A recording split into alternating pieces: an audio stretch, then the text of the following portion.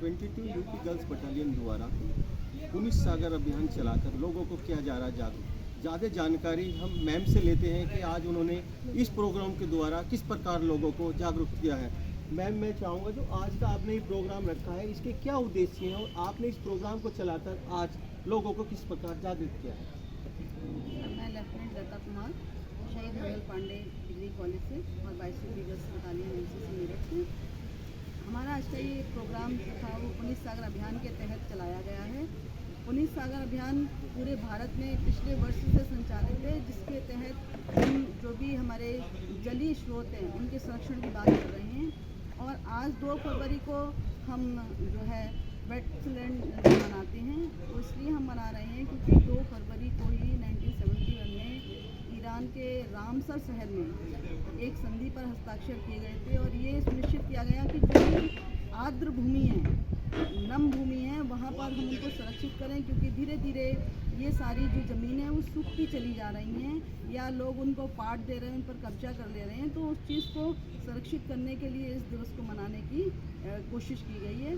और बहुत लगभग 49 जो क्षेत्र हैं वो भारत में संरक्षित किए जा चुके हैं। इसके तहत विभिन्न अभ्यारण्य हैं, वो इसके तहत गांव देहात में जो जल स्रोत हैं, तालाब जो सूख रहे थे उनके संरक्षण की बात की जा रही है।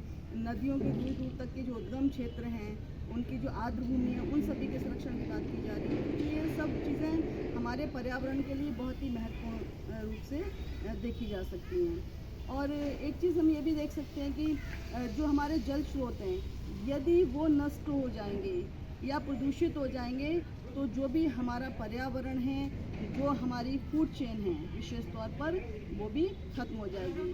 हम देख रहे हैं कि किस तरीके से ग्लोबल वार्मिंग हो रही है और पर्यावरण असंतुलित हो रहा है। तो कहीं ना कहीं हम सब लोग जो बहुत ज़्यादा उपभोग कर रहे हैं, बहुत ज़्यादा उत्पादन कर रहे हैं और हम अपने पर्यावरण के साथ सामंजस्य बिठाने की कोशिश नहीं कर रहे हैं। तो इस विषय पर हमें सोचना पड़ा है और इस प्रकार से जो भी हमारी आर्द्र भूमि है उनको हमें रामसर घोषित करके और उनके संरक्षण की बात करनी पड़ रही है।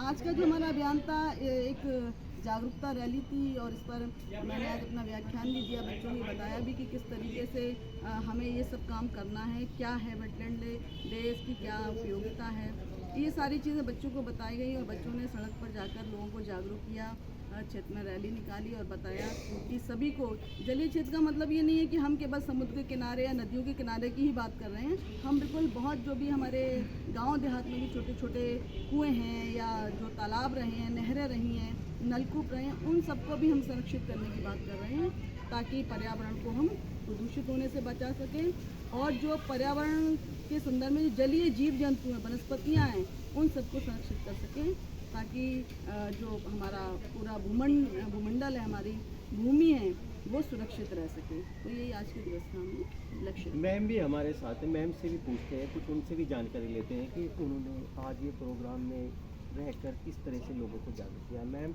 मैं चाहूँगा जैसे कुछ तो मैम ने बताया, थोड़ा सा आपसे भी पूछना चाहूँगा आज के इस प्रोग्राम को लेकर आप क्या कहना चाहेंगे।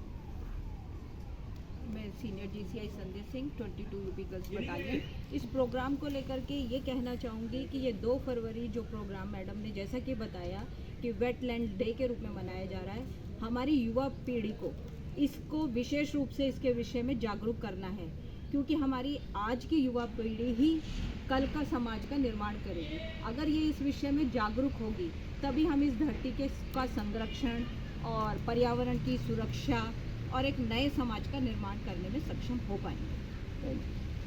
अभी आपने सुना मैम ने बताया कि उन्होंने पुनीत सागर अभियान चलाकर किस तरह से लोगों को जागरूक करने का काम किया है। मैं अपने वीडियो जर्नलिस्ट रजनी तोमर के साथ मनोज कुमार, अनादि टीवी, मेरठ।